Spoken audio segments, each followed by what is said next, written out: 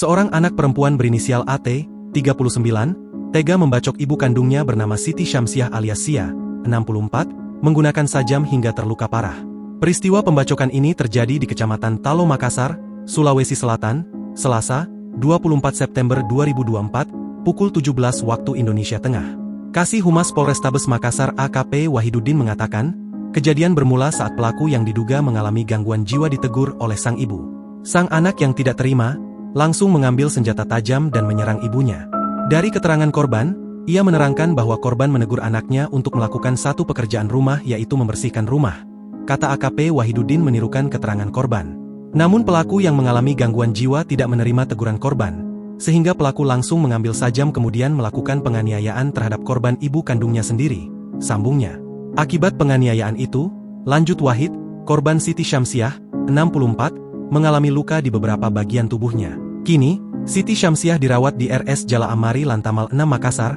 Kondisi dugaan gangguan kejiwaan terhadap pelaku, kata Wahid juga dikuatkan pernyataan ayahnya atau suami korban, Hakim. Menurut keterangan ayah pelaku, bahwa pelaku yang merupakan anak pertamanya sudah lama mengalami gangguan jiwa dan seringkali marah dan mengamuk di dalam rumah, bebernya. Sebelumnya diberitakan, seorang ibu di Makassar, Sulawesi Selatan, terluka parah akibat dianiaya putrinya menggunakan senjata tajam. Insiden penganiayaan itu terjadi di Kecamatan Talo Makassar, Sulawesi Selatan, Selasa, 24 September 2024, pukul 17 waktu Indonesia Tengah. Dalam rekaman video beredar, tampak pelaku yang disebut sebagai anak menganiaya ibunya di halaman rumah.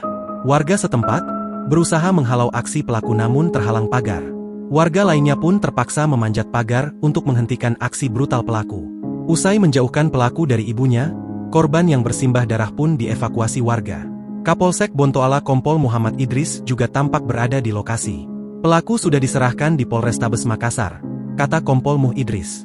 Kompol Idris juga membenarkan bahwa pelaku adalah anak dari korban. Download Tribun X sekarang, menghadirkan lokal menjadi Indonesia.